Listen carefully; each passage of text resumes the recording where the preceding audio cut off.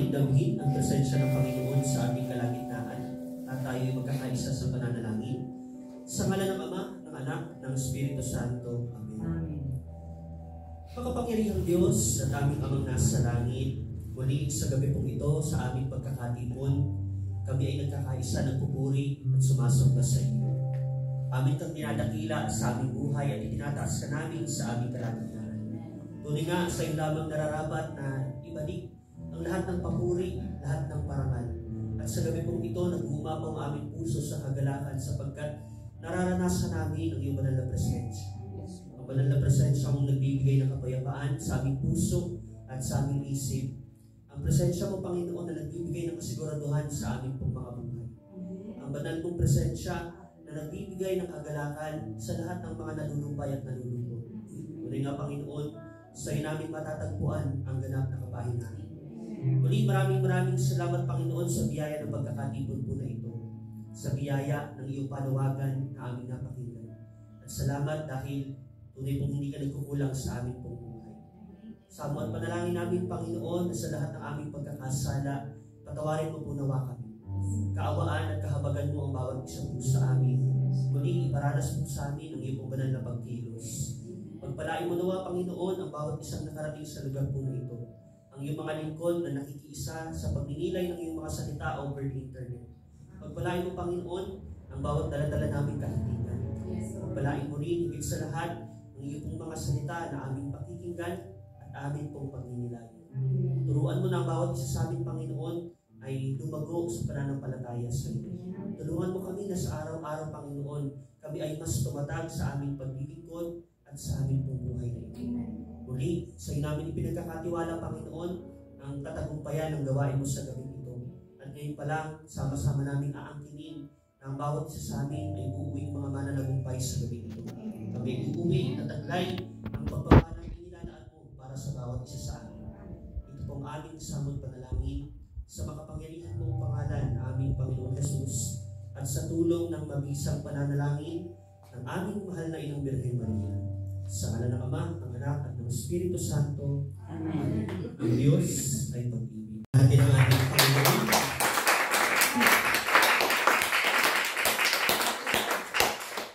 Blessed evening, my dear brothers and sisters. Blessed evening, brother. Harapin mo yung katabi mo at tanungin mo siya, pinagpala ka ba? Pinagpala ka ba? Amen. Salamat naman sa Panginoon. Lahat tayo tunay na pinagpala. And atin pong tunghayan sa gabi ito ang mga salita ng Diyos. Kung kayo ay wita ng Biblia, nanihandok po kayo na makiisa sa pagbabasa ng kanyang mga salita. Let's take our reading from the letter of St. Paul to the Colossians, chapter 2, mula po sa verse 6 hanggang sa verse 7. At ito po ang sinasabi. And now, just as you accepted Christ Jesus as your Lord, you must continue to follow Him. Let your roots grow down into Him. Sariling wika, yamang tinanggap na ninyo si Kristo Jesus bilang Panginoon, mamuhay kayo na may pakikipag-isa sa Kanya. Magpakatatag kayo at isalin ninyo sa Kanya ang inyong buhay. Magpakatibay kayo sa pananampalatayang itinuro sa inyo at lagi kayong magpasalamat sa Diyos. Mga minamahal kong kapatid at magulang sa pananampalataya, ito po ang mga salita ng Diyos. Salamat sa Diyos. Salamat po yung Diyos. God is good. All the time. God is good. Tayo sa ating katabi, sabihin natin, tunay nga. Tunay nga. Mabuti ang Diyos. Habang pinagpala. Kahit alam ko, pagod ka. Hayaan mo. Magpahinga tayo sa presensya ng Diyos. Amen. Salamat sa presensya ng Diyos na nagbibigay kapahinahan. Sige, maaaring na kayo makaupo. Nagpapasalamat sa Panginoon. So, with your brothers and sisters, tayo po ay magtutuloy-tuloy na sa ating pong gawain sa gabi po dito. At napakaganda ng ating pong binasa. No? This is just a two verse. Ngunit malaman po ito na pagpapaalala ni Apostol San Pablo sa mga taga-Colosas na dahil nakilala niyo si Kristo Jesus, nakatanggap kayo ng pagpapala, nakatanggap kayo ng pananampalataya mula sa Kanya. Na-build ang inyong pananampalataya. Now, sabi nga ng Apostol San Pablo, ay build your life on Him. Ano po? po? I-build mo yung sabihin, buuin mo yung buhay mo. Isalig mo ang buhay mo sa ating Panginoon. Ano po? So, ito pong pagnilay natin sa gabi ito is very interesting sapagkat gagamit tayo ng isang bagay na maaari nating tularan, ano po, na maaari nating pagkunan ng inspirasyon. At mamaya, sabihin ko po kung ano ba yun. Ayan. So, unang tanong muna, bago tayo magpatuloy, ito po yung magandang tanong sa atin, no? Do you want your life to grow strong, be fruitful, and become a blessing? Yeah. So lahat ito, positive traits, or positive attitudes, or positive characteristics. Kasi nga, kapag strong ang buhay mo, pag sinabing strong ang buhay mo, hindi lang physically strong ka, kundi financially strong ka din. Financially somehow stable ka. Kapag sinabing ang buhay mo ay strong, sabihin natin matatag ang puso mo, matatag ang iyong buhay. Pag sinabing strong ang iyong life, ibig sabihin, hindi ka madaling masishaken or hindi ka madaling magigiba. Ano po? And then, gusto ba natin na ang buhay natin maging fruitful? Amen. Ano ang sabihin ng fruitful? Maunga. Ano ang sabihin ng mabunga? So in other terms, or in other words, kapag ang buhay mo ay fruitful, ibig sabihin masagana. Amen po? Ibig sabihin ang buhay mo ay masagana. Kasi nga, nagbubunga ang buhay mo. Hindi naman pwedeng mabunga ang puno na hindi sagana. Ang lahat ng puno na namumunga ng marami, makikita mo automatically na isip mo sagana. Amen po ba? Katulad na lang ko niyan, kapag tayo po ay celebrate ng Pasko or bagong taon, ang lamesa natin puno-puno ng pagkain. Nagpapakita ito na sa taong ito nagpapasalamat tayo at nagiging masagana pa rin tayo. Ano po, kapag nakita ka ng maraming handa, ibig sabihin masagana yun. Tama po ba? Tama po ba? So, our life, gusto natin ito maging fruitful. And especially, gusto natin na ang buhay natin maging blessing. And ito po talaga ang dapat mangyari. Na ang buhay natin, tayo po ay nagiging blessing, hindi lang para sa ating family, kundi most especially para sa ating kapwa. Para sa ating kapwa na masigit na nangangailangan, para sa ating kapwa na sabi natin kapuspalan, para sa ating kapwa na mas nangangailangan ng tulong. Ano po? So ito nga yung layunin ng ating pong buhay. At ito yung layunin kung bakit patuloy tayong naghahangad na sa ating pagdalo sa mga fellowship, kung bakit pag tayo po ay nagsisimba, gusto natin na mag-grow tayo as a person and as a Christian. Kasi kapag ikaw ay nag-grow, at kapag ang buhay mo nagiging fruitful, ang buhay mo nagiging masagana, hindi pwedeng hindi ka magiging blessing. Amen po ba? Hindi pwedeng hindi ka magiging blessing. So, yung sinasabi ko pong bagay na magandang mapagkukunan po natin ng aral ay ang bamboo. Ano po? Yung bamboo. So, to share with you, my dear brothers and sisters, meron pong isang botanist. Sabi botanist, yung mga nag-aaral ng halaman. Botanist na as we observe different kinds of bamboos, sabi nga niya, ang mga bamboo karamihan, kapag ito ay nagmula pagtubo niya kapag ito'y nagmula sa isang binhi or sa seed. Sa unang 2 taon, wala kang mapapansin na tumutubo. Wala kang mapapansin na tumutubo. Maliit lang may tutubo man, maliit 3 inches, 4 inches. So nagtataka nga ngayon yung botanist. Until such time na may nagsabi sa kanya, may nagpayo sa kanya na nag-study din, nag-aral din ng botany. Sabi sa kanya, siguro sa ngayon wala kang makikitang tumutubo o maliit ang nakikita mong tumutubo sa bamboo na iyong tinanim for 2 years. Pero sinisiguro ko sa iyo, malago ang kanyang ugat. Malago ang kanyang ugat. Bakit? Kasi if we will try to observe ang mga bamboo, kapag yan ay nagsimula ng umuhay at tumubo, napakabilis ng pagtubo. In some studies, it can grow as tall as 3 centimeters per hour. Ibig sabihin, lumalago sa 3 centimeters kada oras. So, kung magkakaroon ka ng time-lapse, mo-observe mo sa loob ng isang araw, lalaki agad ang mga bamboo. So, ano po yung magandang aral na makukuha natin sa bamboo? And bago po yan, so according to studies, it builds up its roots first. Bago siya magsimulang usbong, bago siya magsimulang tumaas, bago siya magsimula na abutin ang langit, ang binibuild up niya muna yung ugat. Ibig sabihin, i-strengthen niya yung pagkakabuild sa kanya. Ibig sabihin, nagpapalalim mo na siya. Ibig sabihin, nagpapatibay mo na siya. So, 2 years to build up its roots. So, it grows as fast as, 4 centimeters. 4 centimeters per hour. Or for some, it can grow as tall as 1 meter per day. So imagine, my dear brothers and sisters, kasi may iba't ibang uri ng bamboo. Chinese bamboo, may Philippine bamboo, may Indian bamboo. So iba't ibang uri ang bamboo. Pero yung bamboo, na kanilang pinag-aralan, kayang tumubo, kayang lumaki na hanggang 1 meter per day. So isang buwan lang, meron ka ng 30 meters. So isang buwan lang, meron ka ng bamboo na pwede mong gawin pampatayo ng bahay, pampatayo ng lipahan. So ganun kabilis yung pag-spring ng mga bamboos. And according to homeguides.sfgate.com, so ito po yung website dito ko po kinuha yan. So sabi nila, how long does it take a bamboo to sprout? Para ito ay tumubo at ito ay lumaki. So it is a colony plant. Ang colony plant, para mas madali po natin maunawaan, para itong saging. Sino po sa inyo nakapagtanim na ng saging? Ang mga saging, minsan hindi mo kailangan tanim, kundi sa tabi niya, may umuusbo. Ganon din ang mga bamboo. Minsan hindi mo kailangan tanim, kundi lumalaki siya kasama yung kanyang colony. Lumalaki siya kasama yung kanyang mga kauri. So it is a colony plant. So it uses energy from this existing plant. Sabihin mula sa halaman, doon siya kumukuha ng energy para siya ay tumubo ulit. Kasi ang saging ganon, di po ba? No, kapag meron ng umusbong at umuhay, yung saging na nakapamunga, tinutumba na yun. So, existing plant to produce more plants and expand the root structure. The new plants will grow in the same manner. New shoots emerge to turn to a cane with leaves and leaves within a 60-day period. So, bamboo takes about 3 years to get established. Bamboo takes about 3 years to get established. So, ibig sabihin, my dear brothers and sisters, yung bamboo, hindi siya katulad ng ibang halaman, tulad ng kamatis. Pag nagtanim ka ng kamatis, siguro in 6 months, may makikita ka na, o meron ka ng mag-harvest.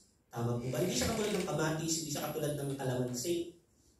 Ang bamboo, bago siya umangat, bago siya tumubo ng napakabongga, ang inuuna niyang gawin, i-build up yung kanyang mga. Ano po ba ang mga katangian ng bamboo? Ang bamboo, they are very resilient. They are very resilient, so they can remain standing after strong wind and storm because it has deep roots. Naalala ko po nung ako po ma-attend ng leadership seminar sa isa sa mga non-government organizations na aking pong sinasamahan. So, pag-sponsor child po ako na noon. So, meron kami activity bago kami start ng program. Sabi nila, draw yourself, i-drawing mo ang sarili mo, kung ano yung magre-represent sa sarili mo. So, ako ang drawing ko, nakabukas na libro. Hindi dahil sa mahilig ako magbasa, kundi ang ibig sabihin nun, I am an open book. Kung ano nakikita mo sa akin, yun ako. Pero may nag-drawing noon na isang kabataan na ang drawing niya bamboo. So, nagpapatawa ngayon yung aming pong formator. Sabi niya, kaya mo ba di-drawing na bamboo kasi payat ka? Hindi po. So, di-drawing ng bamboo kasi katulad ng bamboo, I am very resilient. Kahit maraming problema, maraming bagyo, magsusway lang yan. Sasabay lang yan sa direksyon ng hangin, pero mananatiling nakatayo. Alam niyo po ba ang magandang katangian ng mga Pinoy? We are very resilient. We are very resilient. To the point na meron ng bagyo, meron ng baha, nakangiti pa yung mga Pinoy. Very resilient yan. Lalo sa amin, sa Metro Manila, na madalas kami bahain. Kapag noon, kung ako'y bata pa, kapag umulan at bumaha, hindi kami nakakamba. Natutuwa kami. Bakit? May libreng swimming pool eh. Kapag bumabaha. So, ang mga Pilipino, we are very resilient. So, isa sa katangian ng mga bamboos, very resilient sila. Kahit gano'ng kalakas ng hangin na yan, hindi sila ma-uproot, hindi sila mabubunot kasi strong ang kanilang foundation. Strong ang kanilang ugat. Strong ang pagkakapit nila sa lupa. Kahit gano'n yung kataas. At kahit gano'n kalakas ang hangin, gano'n kalakas ang ulan at bagyo, hindi yan mabubuwal. So, isa ito sa katangian ng mga bamboo. Pangalawa, bamboos can grow as tall as 30 meters or 100 feet. So, means it can reach high. Isa sa katangian ng bamboo, napakatataas nila. So, sa mga probinsya dito na may tanim ng mga bamboo, makaka-relate kayo dito sapagkat ang mga bamboo talagang tumataas sila napakataas. And sa mga ibang construction, ginagawa silang parang mga pamposte na bago i-build yung mas matibay na poste. So, ganun ka-strong, yung pinaka-base ng bamboo. At pangatlo, bamboos are so much useful. Napaka-useful ng bamboo. So may napapanood, siguro may napapanood din kayo ng mga FB Reels, na gumagawa ng wooden cup, ng mga baso galing sa bamboo, gumagawa ng bahay, gawa ang bamboo, gumagawa ng mga furnitures, gawa sa bamboo, gumagawa ng upuan, gawa sa bamboo. So, they are very useful. At yung iba, ginagawang tsaa ang bamboo, yung ugat ng bamboo. Yung mga mahilig sa herbs. Ayan. So, balikan po natin yung ating pong binasa. Kung sabi po dyan, and now, just as you accepted Christ Jesus as your Lord, you must continue to follow Him. Sabihin mo sa katabi mo, let us continue to follow Jesus. Amen. Let us continue to follow Jesus. So verse 7, let your roots grow down into Him, and let your lives be built on Him. Then your faith will grow strong in the truth you were taught, and you will overflow with thankfulness. So there is a premise, my dear brothers and sisters. Sabi nga, hayaan mo muna. Hayaan muna natin na bilang mananampalataya yung ugat natin dumalim at dumago sa ating pong Panginoon. At after noon, na-establish natin yung buhay natin sa Kanya, and doon magsisimula na mas dumago ang ating pong pananampalataya. Remember, na noong nakilala natin ang ating Panginoon, lahat tayo mahina. Tama po ba? Amen. Nung makilala natin Panginoon, bago pa lang natin siya nakikilala, alam natin na marupok tayo, mahina tayo. But sa pagtagal ng panahon, sa paglipas ng panahon, mapapansin nyo, pabigat ng pabigat yung pinagdadaanan natin. Pero we are still remaining standing kasi ang ugat natin na kay Kristo. At tayo ay mas pinatatatag niya. Amen po ba? So kung ating kong iisipin, ang ganda ng relation, ang ganda ng aral mula sa pagtubo ng isang bamboo sa buhay ng isang mananampalataya. Ang buhay natin, mga kapatid, hindi lang tayo uusbong ng napakataas. Kapag ikaw ay umusbong biglaan ng napakataas, ang pagbagsak mo matindi din. Amen po ba? Pero katulad ng isang bamboo, bago siya umusbong ng napakataas, inuuna niya muna na patatagin ang kanyang ugat. Ano po? So, ang aral po sa ating pong pinagdinilayan ngayong gabi, for us to grow successfully and be fruitful, we need to build up and stabilize our roots. Sabihin mo sa katabi mong ugat. Sabihin mo sa kanyang ugat. Ano po ba yung roots na tinutukoy dito? Ano po ba yung ugat na tinutukoy dito? So sa isang halaman, pinaka-base foundation na ay ugat. Ano po ba ang base foundation ng ating pong buhay? Na kung saan doon nakasalalay ang pagiging successful natin sa ating mga ginagawa, pagiging successful natin sa ating pong buhay. So una, ang tinutukoy pong ugat dito, hindi lang pananampalataya kundi good character and personality. Ang isang tao may mabuting puso, may mabuting pag-uugali. Sinasabi ng iba, malayo ang mararating. Tama po ba? Tama po ba? Kapag ang isang bata nakikitaan mo na napakabait, napakamagalang, masipag, at merong talento, marami yung sasabi ay malayo ang mararating. Kahit wala naman sigurong talento na nakikita mong maganda, pero kung napakabait ng puso, napakabait na bata, maraming magsasabi ay malayo ang mararating nito. Bakit? Kasi nakasalalay kong minsan sa ating good character and personality, ano po yung pagiging matagumpay po natin. Kaya nga sinabi ni Apostol San Pablo na build up your life in Him. Sa buhay natin mga kapatid, kasama natin ang ating pong pagkatao, ang ating pong personality. Tingnan mo yung katabi mo. Magkaiba kayo ng personality niya. Magkaiba kayo ng character niya. Ang common denominator natin, pare-pareho tayong makasalanan na pinatawad ng Diyos at binigyan niya ng second chance. Yung katabi mo niyan, kahit nakangiti yan, may taglay din na sama ng ugali din yan. Kailangan makikis. Lahat naman tayo may kanya-kanya sa mga ugali. Minsan nakikinis na, minsan hindi napapansin, minsan bablock sa Facebook, walang dahilan, pag tinotoyo, ayan. So lahat tayo, my dear brothers and sisters, lahat tayo, iba-iba tayo ng character, iba-iba tayo ng personality, but as we grow in this fellowship, sa ating pong patuloy na paglago sa pananampalataya, nawa yung good character and personality na gusto ng Panginoon na magkaroon tayo. Ito yung mas mag-stand out sa atin. Ito yung mas mag-grow sa atin. Kasi itong magiging dahilan para sa mga ginagawa natin maging successful tayo. Sa paglilingkod natin, maging successful tayo. Amen po ba? Amen po ba? Sabihin mo sa katabi mo, congratulations. Nag-uumpisa ka na. Natubuan ng ugat. Ay, sa ating pong Panginoon. Ibig sabihin, yung life natin, nakakapit na sa Kanya. Amen po ba? Kaya nga nasasabi natin, Lord, I am nothing without you. Kasi yung ugat natin, yung ugat ng ating pananampalataya, ating buhay, sa Kanya na nakakabit. Parang isang halaman na kapag walang kinakapitan na lupa, walang pumunta. Amen po ba? Amen po ba? Remember, yung parable ng mga binhi, may binhi na naasik sa madamo, sa daanan, sa dawag, at meron sa bunsoy. Yung mga binhi na natanim o na-spread dun sa daanan, namamatay agad. Bakit? Wala namang kakapitan yun kasi bato. Amen po ba? Bato. Pero kung tayo po ay nakakapit sa bunsoy, magpa-progress ang ating buhay. Lalago ang ating buhay. Magiging masagana ang ating buhay. At magiging fruitful ang ating buhay. At yung good soil na yun, since tayo po mga binhi, dapat lagi tayo nakarooted sa ating Panginoon. Amen po ba? Nasusundan po natin. So, pangalawa, una, no? Good character and personality. Pangalawa, so build up the root of life in our faith.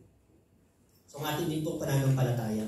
So, hindi lang ating character, hindi lang ating pong personality, kundi especially yung ating pong pananampalataya. It needs to grow. It needs to be strengthened. Kasi sa mga problema ang ating pagdadaanan, yung ating pong pananampalataya ang magpapaalala sa atin na kailanman hindi tayo pababayaan ng Diyos. Ito yung magbibigay sa atin ng panibagong pag-asa. Yung pananampalataya natin sa ating Panginoon. Amen po ba? Amen po? Amen. Pangalawa po, no? So una, for us to grow successfully and be fruitful, we need to stabilize, we need to build up and stabilize our roots. Pangalawa, we should be deeply rooted in Christ, the source of everything. Hindi lang natin basta kailangan i-build up, stabilize yung ating mga ugat, katulad ng bamboo. Kundi, kailangan maging malalim ang ugat natin sa ating Panginoon. To the point na kapag binunot ka, mahihirapan yung magbubunot sa iyo.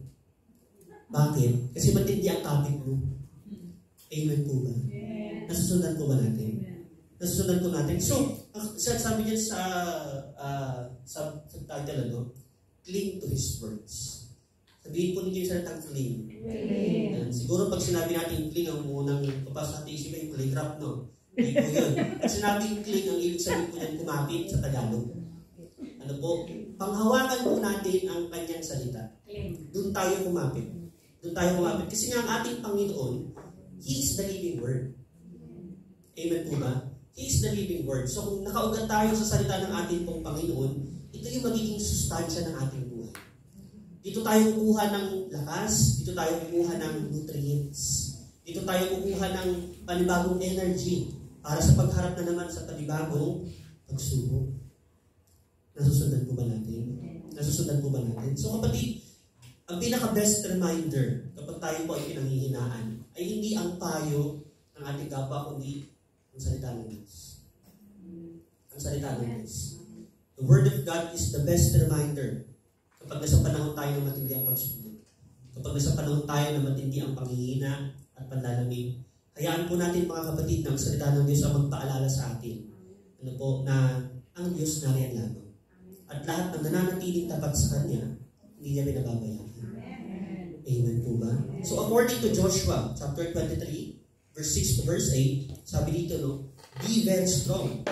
Be careful to obey all that is written in the book of law of Moses, without turning aside to the right or to the left. So verse 7, do not associate with these nations that remain among you. Do not invoke the names of their gods or swear by them. You must not serve them or bow down to them. But you are to hold fast to the Lord your God, as you have until now. Yung sabi ni Yahweh kay Joshua, you are to hold fast to the Lord your God. Kailangan matindi ang maging kapit mo sa ating Panginoon. Sa Kanya ka kumapit. Amen po ba? Huwag sa Bombay. Ano po? Sa Panginoon ka kumapit, hindi sa Bombay. Huwag din yan sa katabi mo kasi minsan. Pag sobrang kapit mo, pareho kayo mahuhulog. Ano po? Lalo na pag pareho kayong mabigat. So, hindi sana ang nakatulong po sa atin. And then, lastly, my dear brothers and sisters, huling aral po, never forget our humble beginnings. Never forget our humble beginnings. It will always remind us to be humble, to stay our foot on the ground. Sabi mo sa katabi mo, kapag sumagana ka, kapag yumaman ka, kapag lumaki ang pera mo, ang kayamanan mo, huwag kang makakalimot na minsan ka rin nagmula sa wala. Amen. Never forget our humble beginnings.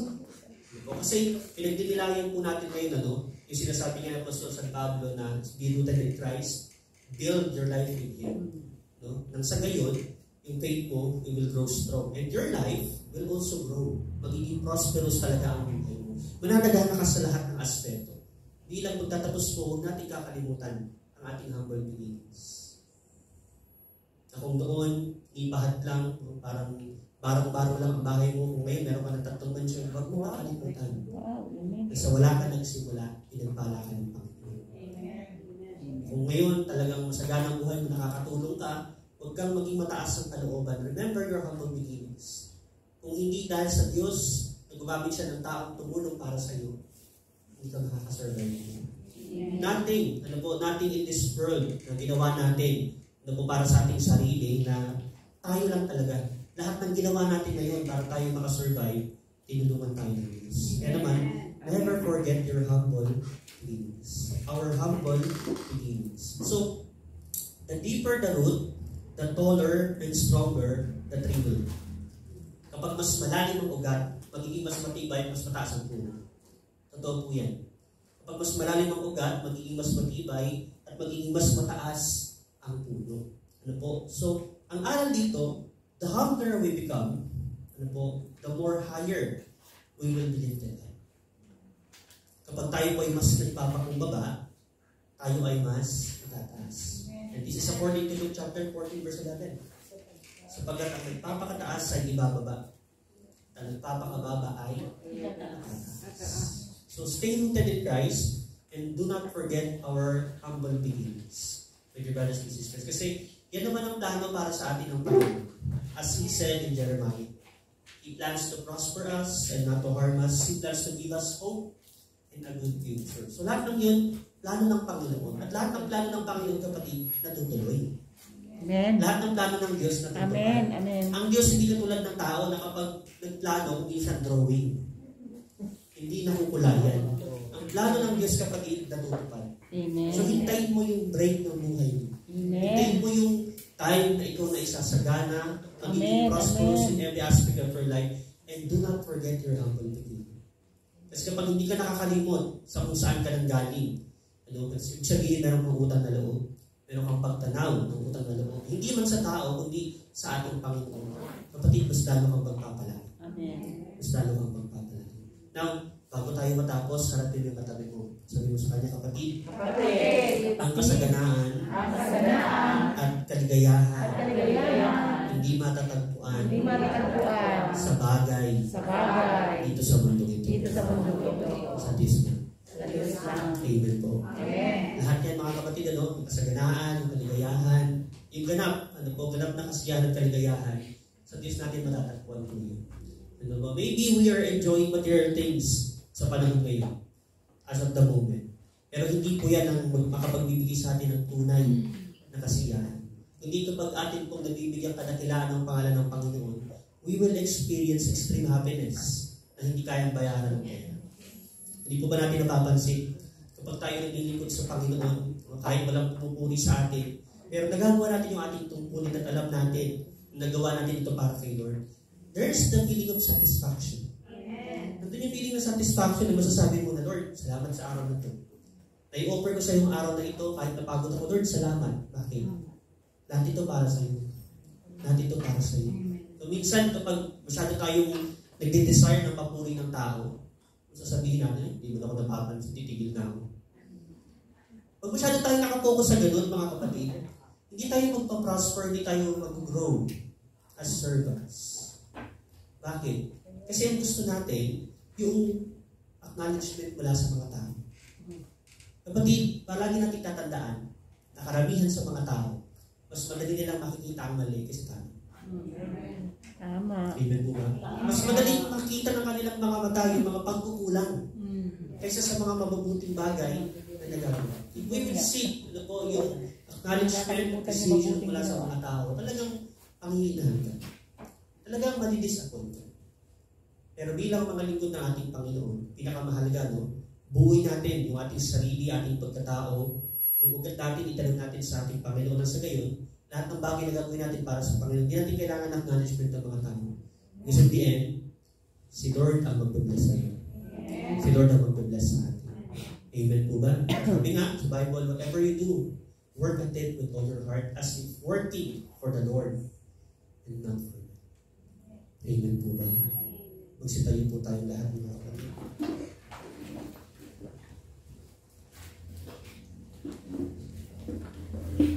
Bago po tayo matapos, mga kapatid, patuloy tayong magninilay. Alam niyo po itong awit na ito. Yung Tagalog ng In Christ ba? Yung kay Kristo lang, yung tiwala ko, yung kamatayan niya yung naging unbridled at yun. So tunay mga kapatid, everything we enjoy now, lahat ito'y biyaya ng ating Panginoon. Lahat ito'y grasya ng ating Panginoon. At ito'y na-enjoy natin dahil ang buhay natin sa Kanya nakatayo. Our life is founded in Him.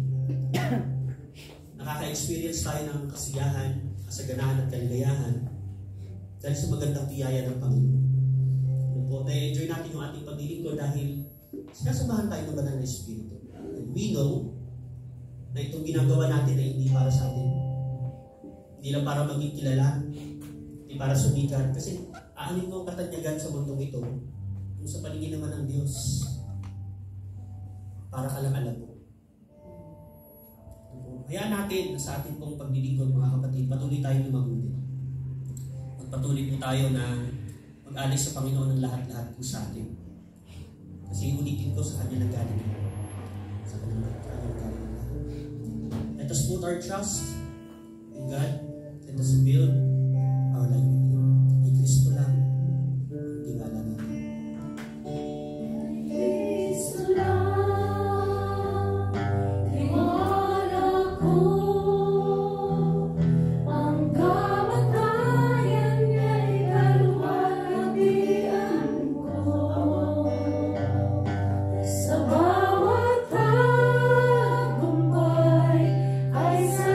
Sasabihin ko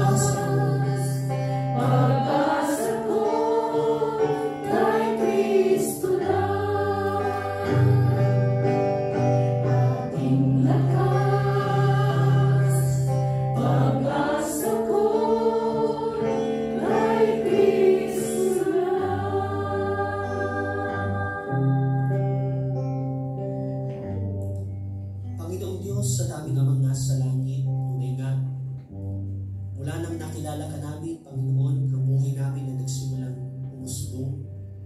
Kami ay nagsimula na magkaroon ng ganap na kasiyahan. Nasumpungan namin sa iyo, Panginoon, ang tunay na kalayaan. Panginoon, maraming salamat dahil sa aming pananampalataya sa iyo, kumikilos ka sa aming buhay. Sa aming patuloy na pagdalangin sa iyo, hindi mo kami binibigo, Panginoon. Kinakatagpo mo kami. Sa mga panahon na kami ay nabibigatan at nahihirapan, naniniwala kami, O Diyos, hindi mo kami nilisan. Hindi mo iniwan at pinabayaan ang bawat isa po sa amin.